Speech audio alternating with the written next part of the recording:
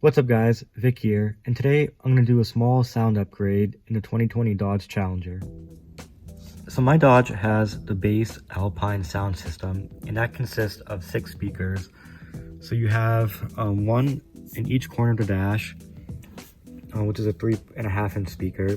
Then you have a 6x9 in each door, so there's your 4 speakers right there. And then in the rear deck in the back, you have 2 additional 6.5-inch speakers. So that is a total of 6 speakers in the base Alpine system. In my opinion, the sound is pretty bad. So these speakers, they have no tweeters, so you have horrible highs, and then the only bass you have is coming from the 6x9s. So while it's okay on some songs, like good for, punchy bass, you're not gonna have extreme hard-hitting lows.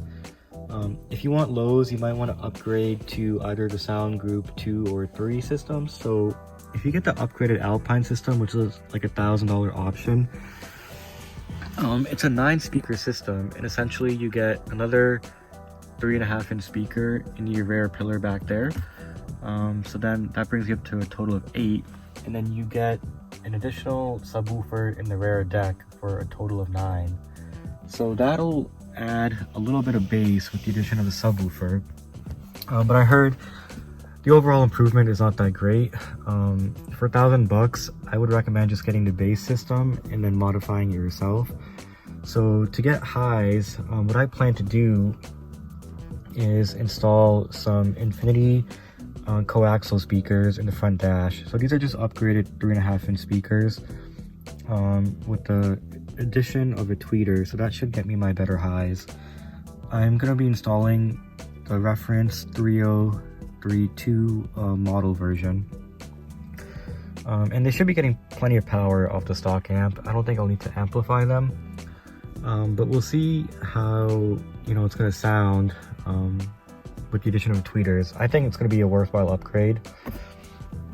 And then for those of you who don't want to mess with the sound system at all, there is a $2,000 Harman Kardon option, which is a total of 18 speakers. What that essentially does is just turn all your existing speakers into like two-way speakers. So there's no additional speaker mounts anywhere.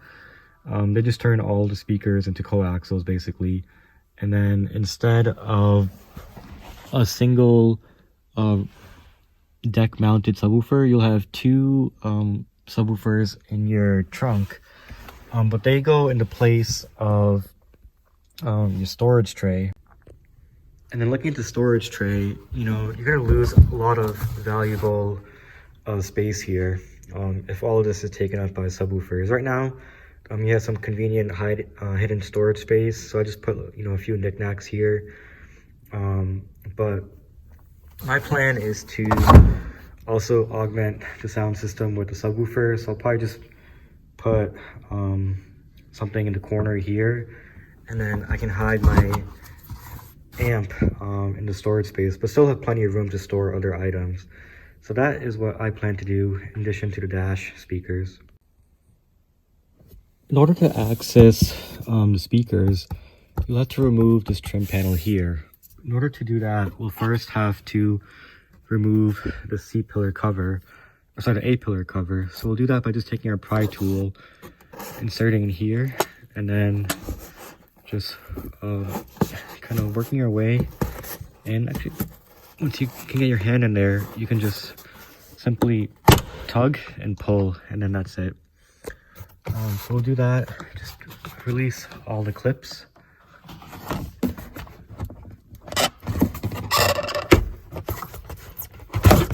So it just takes a slight pull, and then you can also release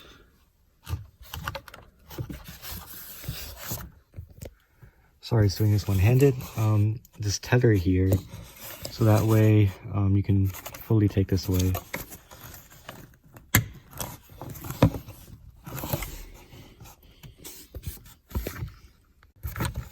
To release it, you'll just push this little tab on the end and then just push it through and it should come out.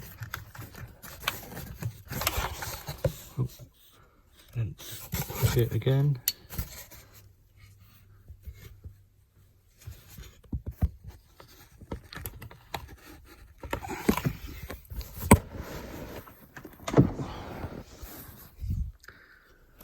It just got stuck in that little hole, but yeah, pretty easy to take out. And then you just set that aside. And then next, we'll just start prying this up over here. You might also have to take off the side panel here, so we'll just do that with our pry tool as well. Insert, get started, and then just give it a little bit of leverage and you'll hear those clips pop. And then once that happens, you should be able to just tug it out. So once that is released, you will see this is free to move now. So then we'll just start, prying this up and then pulling. So let me just try to get that started. So what I'm doing is just kind of inserting my pry tool and then going a little bit at a time, pulling, and you'll see those clips just pop pretty easily. So insert, and then move it over, pry, and you'll see it just pop. So continue that all the way. And then don't forget, we'll also have to remove the pillar on that side as well, just so we can remove that side of the dash trim panel. For removal, you can use a 1/4" socket. If you don't have an SAE socket, you can always use a metric size, and for metric, a 6.5mm is the equivalent that will work. So it's just 2 bolts that secure the speaker. So we'll just go ahead and unscrew those. They're not held in very tight.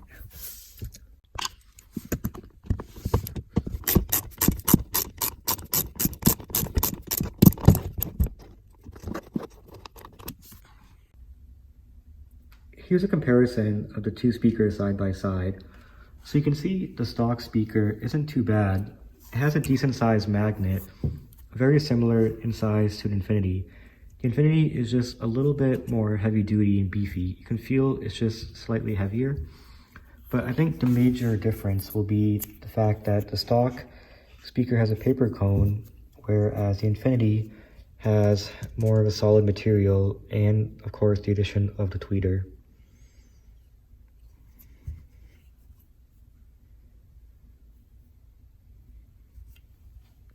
The stock speaker does use the factory connector here, which is not compatible with our aftermarket speaker. But to resolve that, we're going to use a Metro harness, just in case we want to revert back to factory in the future. So the correct part number for the dash harness is 727902.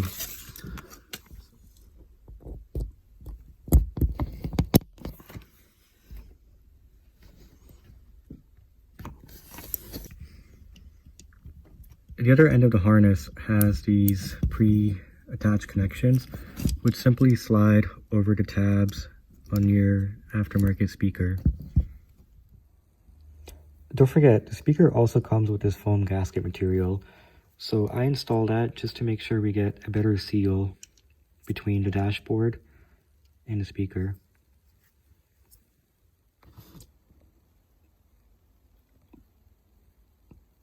The screw holes on the aftermarket speaker line up with the same factory holes. So once your speaker is mounted, simply insert the screws and then just begin to tighten.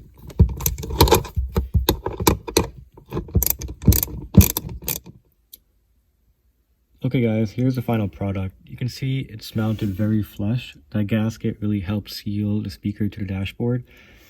And I just tested, a few songs out. And then I'm definitely happy with the purchase. I got these speakers on sale with Black Friday discount. They were 50% off. So they were under 50 bucks. And then I would say this is a very worthwhile improvement. When I would change the balance from left to right, comparing, the stock speaker versus the aftermarket, the stock speaker has a very hollow sound to it. It's almost like you're like a hallway echoing, and when you really crank it, you can tell the difference, how like the speaker just can't handle the sound very well at all. Whereas no matter how much you crank the volume on the aftermarket one, the sound stays very consistent throughout the volume range. And the vocals are clear, the highs are better, and then the mids, you can tell how the paper cone responds to the mids a little bit differently. It's very typical with most stock speakers. I'll probably have to boost the mid levels through the equalizer a bit, just to balance out, you know, the stock EQ tuning, to kind of sync with these aftermarket Infinitis a little better. But overall, I'm super happy with this purchase, and I definitely recommend these Infinitis. And then when I would also fade to the back speakers, I now notice that the rear speakers have a very similar sounding sound to the front dash speakers. So I think my next upgrade, I wasn't expecting that much of a difference, but I will definitely also upgrade the rear deck speakers in the back, which are, you know, 6.5-inch speakers. But for now, I'm very happy with the front. The sound stage up here is now much better. And then once I add the subwoofer, I think it'll be much better. So yeah, my next plan of attack is to add the sub. And then if I still need to add the rear deck speakers, I'll go ahead and do that. One thing I'm not going to do is change, you know, the 6x9s in the doors, because those speakers only get a bass signal. And because these speakers only get the bass signal, even if you put in like a high quality brand new 6x9, they're not going to get, you know, any, you know, vocals coming out of it or anything. They're basically just like a subwoofer in your door. And then yeah, that's going to be pretty hard to tackle. So I think in order of benefit, if you're going to modify your stock Alpine sound system, I would definitely do your dash speakers first, followed by the rear deck in a sub, and then lastly I would upgrade these. I'm pretty happy with the bass coming out of the door speakers. It definitely has some nice punch to it, and I don't think adding, you know, an aftermarket 6x9 will add any additional punch.